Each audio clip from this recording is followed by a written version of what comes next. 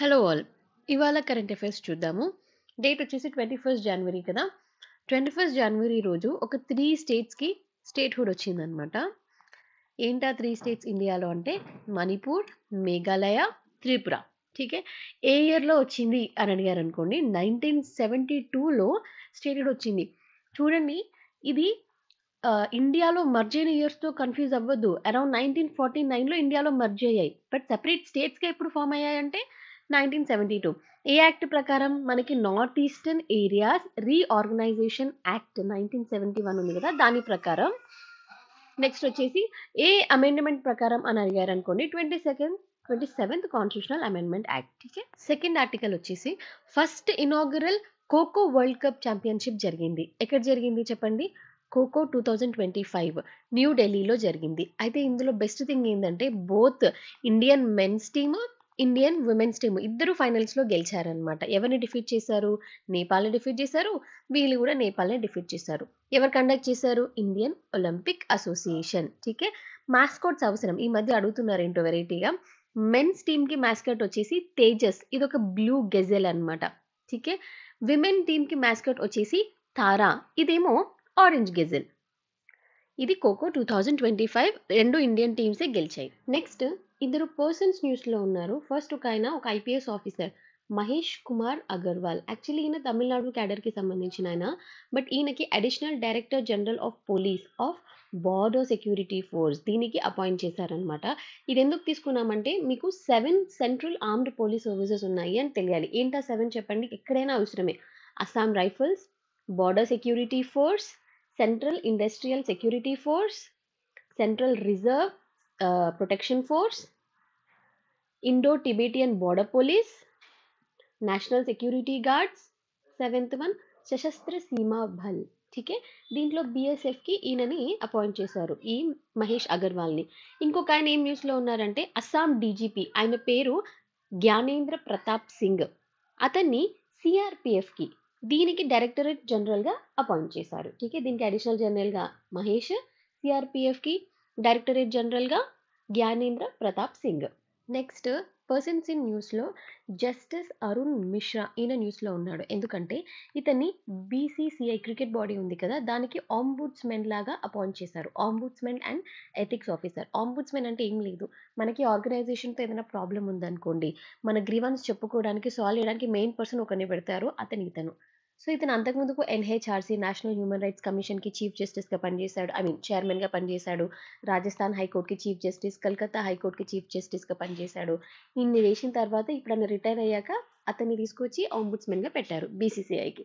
ఇంకొక person in news ఎవరంటే Urvashi Sinha. Actually Urvashi అంటాం మనం తెలుగులో, బట్ ఆమె నార్త్ కాబట్టి ఊర్వశి. ఠీకే.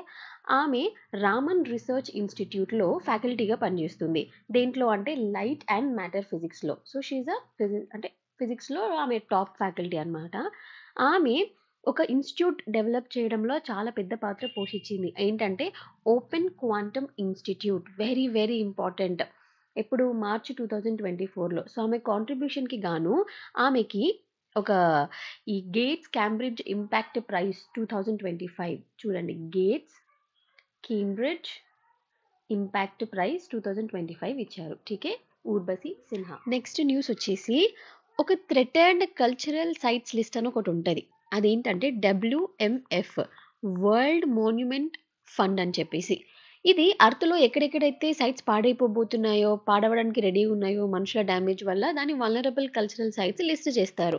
దాంట్లో ఇప్పుడు రీసెంట్గా అంటకాయ, ఇది ఎక్కడుంది? టర్కీలో. నోటో పెనిన్సులా జపాన్లో. ఈ ఎర్త్క్వేక్స్ వల్ల డ్యామేజ్ అయిన సైట్స్ ఇట్లాంటివి లిస్ట్ చేశారు. బట్ ఈసారి ఏంటి గ్రేట్ థింగ్ అంటే ఫస్ట్ టైం ఇందులో మూన్ని కూడా జతపరిచారు. మూన్ ఎక్కడుంది? అక్కడెక్కడో పైన. బట్ దెన్ వీళ్ళు ఏం చెప్తారంటే అన్ని కంట్రీస్ లూనర్ యాక్టివిటీస్ ఎక్కువ చేస్తున్నాయి మూన్ని ఆక్రమించుకోవడానికి, సో అది కూడా థ్రెటన్ కల్చరల్ లిస్ట్కి వెళ్ళింది అని. నెక్స్ట్ ఇంపార్టెంట్ ఆర్టికల్ వచ్చేసి ఇండియాలో world's most powerful hydrogen train engine తయారు చేశారనమాట. వరల్డ్‌లోనే పవర్‌ఫుల్ చూసారా? వావ్! కదా! యాక్చువల్లీ 4 కంట్రీస్ ఉన్నాయి ఇప్పుడు ఈ హైడ్రోజన్ ఇంజిన్ ఉన్నవి. Germany, France, Sweden, China. China కంటే కూడా పవర్‌ఫుల్‌ది మనం. ఎంత హార్స్ పవర్? 1200 horse power. ఈ పైనున్న దేశాలలో నియర్లీ 500-600 హార్స్ పవర్ వరకు ఉందన్నమాట ఇంజిన్. బట్ మనం దానికి డబుల్ తయారు చేసాము. నౌ ఆ ఇంజిన్ ఫస్ట్ ట్రయల్ ఎక్కడ రన్ అవుతుంది అనంటే జింద్, సోనిపాట్ ఎక్కడుంది చెప్పండి? హర్యానా. ఠీకే అక్కడ ఇంకా ట్రయల్ రన్ అవ్వలేదు. చేస్తారు. అయితే హైడ్రోజన్ మనకి చాలా ఇంపార్టెంట్. ఇప్పుడు ఫ్యూచర్ కమింగ్ మిషన్‌లో గూడా మనం గ్రీన్ హైడ్రోజన్ గురించి చూసాం లాస్ట్ క్లాసెస్‌లో. మనం డిఫరెంట్ టైప్స్ ఆఫ్ హైడ్రోజన్ చూసామనుకోండి. బ్లూ హైడ్రోజన్ అనేది న్యాచురల్ గ్యాస్ నుంచి వచ్చిందనుకోండి. విత్ ఈ ప్రాసెస్ ఒకటుంటది. స్టీమ్ మీథేన్ రీఫార్మింగ్ అని చెప్పేసి. బట్ దాని నుంచి బై ప్రొడక్ట్ కార్బన్ డయాక్సైడ్ వచ్చి దాన్ని మళ్ళీ అండర్ గ్రౌండ్‌లో స్టోర్ చేశామనుకోండి. అది బ్లూ హైడ్రోజన్.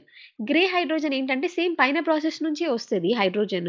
బట్ మనం కార్బన్ డయాక్సైడ్‌ని స్టోర్ చేయం. గాల్లోకి వదిలేస్తాం అట్మాస్ఫియర్‌లోకి. అది గ్రే హైడ్రోజన్. గ్రీన్ హైడ్రోజన్ ఏంటి? చిన్నప్పుడు సైన్స్ 7థ్ క్లాస్‌లో చదువుకున్నాం కదా! ఎలక్ట్రోలిసిస్ వాటర్‌లోకి ఎలక్ట్రిక్ కరెంట్ పాస్ చేసి హైడ్రోజన్‌ని జనరేట్ చేస్తాం. అది గ్రీన్ హైడ్రోజన్. పింక్ హైడ్రోజన్ ఏంటి అనంటే ఇది కూడా ఎలక్ట్రాలిసిస్తోనే ఉంటది. కానీ ఆ ఎలక్ట్రాలిసిస్ ఎలా జరుగుతది? ఎలక్ట్రిక్ ఎనర్జీతో కాదు. న్యూక్లియర్ ఎనర్జీతో జరిగిందనుకోండి. దాన్ని పింక్ హైడ్రోజన్ అంటారు. గుడ్ డెఫినిషన్స్ కదా! గుర్తుపెట్టుకోండి. నెక్స్ట్ 2 గ్లేషియర్స్ న్యూస్‌లో ఉన్నాయి. ఒకటేంటంటే ఉత్తరాఖండ్, నార్త్ ఇండియా ఉత్తరాఖండ్‌లో నీతి వ్యాలీ దగ్గర ఒక గ్లేషియర్‌ని కనుక్కున్నారు. అది ఆల్మోస్ట్ 10 కిలోమీటర్స్ వరకు స్ట్రెచ్ అయ్యిందంట. ఆల్రెడీ ఉన్న రాండాల్ఫ్ అండ్ రేఖానా గ్లేషియర్స్‌కి అడ్జసెంట్‌గా ఉందంట. దీనికి ఇంకా పేరు పెట్టలేదు. శాటిలైట్ డేటా యూజ్ చేసి కనుక్కున్నారు. సో, మనం గుర్తుపెట్టుకోవాల్సింది ఏంటి? నీతి వ్యాలీలో ఉత్తరాఖండ్. పేరు పెట్టుకున్నాక మళ్ళీ న్యూస్‌లో వస్తది. ఇంకొక గ్లేషియర్ న్యూస్‌లో ఉంది. ఏంటది తెలుసా? యాలా గ్లేషియర్. ఇదెందుకుందంటే 2040 టైం కల్లా ఈ గ్లేషియర్ మొత్తం మాయమైపోతది. వానిష్ అయిపోతదంట. ఆల్రెడీ ష్రింక్ అవుతుంది. ఎక్కడుందిది? నేపాల్‌లో ఉంది. ఠీకే. Which is bad. Glaciers shrink అవుతున్నాయంటే వాటర్ లెవెల్ రైజ్ అవ్వడము, రివర్‌లో వాటర్ వాల్యూమ్ పెరగడము, వరదలు రావడం నార్త్ ఇండియాకి, ప్లేసెస్ మునిగిపోవడము, ల్యాండ్ స్లైడ్స్ అవ్వడము. మనం చూసాం గదా! రీసెంట్‌గా ఉత్తరాఖండ్‌లో, హిమాచల్ ఎట్లయితున్నాయని. సో, అట్లాంటివి జరుగుతాయి. సో, దీన్ని మానిటర్ చేయడం స్టార్ట్ చేషిర్రు 2023 నుంచి. ఇప్పటికి అది ష్రింక్ అవుతుంది అన్న విషయం అర్థమైంది. సో, ప్రపంచంలో ఇట్లాంటి 15 గ్లేషియర్స్ ఉన్నాయి. Which are critically endangered. ఆ 15లో ఇదొకటనమాట యాలా గ్లేషియర్. దాంతో పాటు చైనాస్ యొక్క దాగు గ్లేషియర్. ఇది కూడా ష్రింక్ అవుతుందంట. ఇది 2030 కల్లా వానిష్ అయిపోతదంట. సో, చూడండి గ్లేషియర్స్‌ని కాపాడుకోవాలి. సో, మరి ఇండియా ఏం చేస్తుంది గ్లేషియర్స్ కోసం అంటే national mission for sustaining the Himalayan ecosystem. ఇది మనం సైన్స్ అండ్ టెక్నాలజీలో చూసాం ఫస్ట్ క్లాస్‌లో. కరెక్ట్? నెక్స్ట్ ఇన్కాయిస్ వాళ్ళు గ్లేషియర్ రిలేటెడ్ ఈవెంట్స్ మానిటరింగ్ ఇదంతా చేస్తారు. అలాగే మనం ఆర్కిటిక్‌కి, అంటార్క్టిక్‌కి మిషన్స్ పంపిస్తున్నాం. లైక్ 2014లో ఏం పంపించాం? ఇండ్ ఆర్క్. ఠీకే. సో, ఇది గ్లేషియర్ రిలేటెడ్. నెక్స్ట్ ఈసారి రిపబ్లిక్ డేకి ప్రెసిడెంట్ ముర్ము రిసెప్షన్ అంటే ఎవ్రీ ఇయర్ కండక్ట్ చేస్తారు. అది ట్రెడిషన్. ఈసారి కండక్ట్ చేసే రిసెప్షన్‌కి ఆమె పిలిపిస్తది కదా డిగ్నిటరీస్‌ని. వాళ్ళకి కొన్ని గిఫ్ట్స్ ఇస్తుందన్నమాట ఒక బాక్స్‌లో. అవి స్పెషాలిటీ ఏంటంటే సదర్న్ స్టేట్స్ 5 సదర్న్ స్టేట్స్ నుంచి వాళ్ళ స్పెషల్ ఐటెమ్స్ ఆమె గిఫ్ట్ ఇస్తుంది ఆ బాక్స్‌లో. చూద్దాం ఒక్కొక్కటిగా. ఫస్ట్ వచ్చేసి ఆంధ్రప్రదేశ్ నుంచి కలంకారీ పెయింటింగ్స్. ఎక్సలెంట్ ఉంటాయి. బ్యాంబూ పెన్‌తో వేస్తారు. న్యాచురల్ ఆర్గానిక్ ట్రీ కలర్స్‌తో రామాయణ, మహాభారత ఎపిక్స్ నుంచి. తర్వాత ఇక్కత్ పోచంపల్లి. ఇది నేను చిన్నప్పటి నుంచి చూస్తూ పెరిగాను. ఎందుకంటే మా ఊర్లో మొత్తం వీవింగే చేస్తారు. అది కూడా ఇక్కత్ మాత్రమే నేస్తారు. ఈవెన్ మై ఓన్ పేరెంట్స్ కూడా ఇదే బిజినెస్‌లో ఉన్నారు. సో, ఇక్కత్ పోచంపల్లి ఎక్కడి నుంచి? తెలంగాణ నుంచి. తర్వాత మైసూర్ నుంచి అంటే కర్ణాటక నుంచి గంజిఫా ఆర్ట్. యాక్చువల్లీ ఇది కార్డ్స్ గేమ్ లాగా ఆడేవారంట పురాతన కాలంలో. మంచి మంచి బొమ్మలుంటాయి కార్డ్స్ మీద. అలాంటి ఫ్రిడ్జ్ మ్యాగ్నెట్స్ ఇస్తుందనమాట మేడం ప్రెసిడెంట్ ఈసారి. ఫ్రిడ్జ్ మీద అలాంటి మైసూర్ బొమ్మలు, గంజిఫా బొమ్మలు. Next ఏటికోపాకా dolls. నౌ ఇది కూడా ఆంధ్రప్రదేశ్ నుంచి. ఇవి కూడా ఎక్స్‌ట్రా డెకరేషన్ కింద అలా ఇస్తుంది. నెక్స్ట్ వచ్చేసి స్క్రూ పైన్ లీవ్స్. కొంచెం డెకరేషన్‌కి ఈ గ్రాస్ లాంటి లీవ్స్ వాడుతుందనమాట. ఇదెక్కడి నుంచి? కేరళలో. చూడండి వీటన్నిటికి జీఐ ట్యాగ్స్ ఉన్నాయి. Very famous from those states. Next వచ్చేసి కాంజీవరం సిల్క్. ఏదైతే పౌచ్‌లో ఇస్తది కదా ఇవన్నీ గిఫ్ట్స్, ఆ పౌచ్‌కి ఈ కాంజీవరం సిల్క్‌తో తయారు చేస్తున్నారు. చూడండి states and their items. Art and కల్చర్‌లో వెరీ వెరీ ఇంపార్టెంట్. నెక్స్ట్ ఇండియాలోనే first made in India surgical robot అంటే కంప్లీట్లీ ఇండిజినియస్‌గా ప్రిపేర్ చేసిన రోబోట్. దాని పేరేంటి? ఎస్ఎస్ఐ మంత్ర. ఇది ఎక్కడ ఇన్‌స్టాల్ చేశారు? మహారాష్ట్ర నోబెల్ హాస్పిటల్స్‌లో. లైక్ ఇప్పటిదాకా మనం ఇంపోర్ట్ చేసుకోవడము, టెక్నాలజీ తీసుకొచ్చుకోవడం ఇలాంటివి కదా! బట్ ఇది completely made in India. General surgery, urology చాలా విషయాల్లో ఇది పనిచేస్తుంది. Next third national mining ministers conference. అంటే డిఫరెంట్ మైనింగ్ మినిస్టర్స్ కూర్చొని ఒక కాన్ఫరెన్స్ లాగా. లైక్ మేము యూజ్ చేసే టెక్నాలజీ ఏంటి? మీ దగ్గర యూజ్ చేసే ఇన్నోవేషన్ మెథడ్స్ ఏంటి? ఇలా కూర్చొని మాట్లాడుకుంటారు. ఎప్పటి నుంచి ఎప్పుడు జరుగుతుంది? 20-21 జనవరి. ఎక్కడ జరుగుతుంది? కొనార్క్, ఒడిశాలో జరుగుతుంది. ఠీకే. సో మైనింగ్‌లోని బెస్ట్ ప్రాక్టీసెస్ గురించి చర్చించి ఎఫిషియన్సీని ఇంప్రూవ్ చేసుకోవడానికి, అలాగే బెస్ట్ పెర్ఫార్మింగ్ స్టేట్స్‌కి అవార్డ్ ఇవ్వడానికి. ఠీకే. అండ్ ఎవ్రీ ఇయర్ డావోస్ స్విట్జర్లాండ్‌లో ఒక యాన్యువల్ మీటింగ్ జరుగుతుంది. Very very famous. Every year జరుగుతది. ఎవరు కండక్ట్ చేస్తారు ఇది? World economic forum. ఠీకే. ఎక్కడ జరుగుతుంది? డావోస్ స్విట్జర్లాండ్‌లో. ఈ ఇయర్ ఏ డేట్స్‌లో జరుగుతుంది ఆ పర్టిక్యులర్ మీటింగ్? 20-24 జనవరి 2025. ఠీకే. ఇది ఎన్నో annual meeting? 55th annual meeting. ఠీకే. ఇవన్నీ మనకి గుర్తుండాలి. It's a 5 day event. So world economic forum గురించి ఎగ్జామ్‌లో మనకి ఇంపార్టెంట్. ఎప్పుడు ఎస్టాబ్లిష్ చేశారు? 1971లో బై ఎ జర్మన్ ఇంజినీర్. ఆయన పేరు క్లాస్ ష్వాబ్ అన్నమాట. సో హెడ్ క్వార్టర్స్ ఎక్కడుంది డబ్ల్యూఈఎఫ్‌ది అంటే జెనీవా. జెనీవా ఎక్కడుంది? స్విట్జర్లాండ్.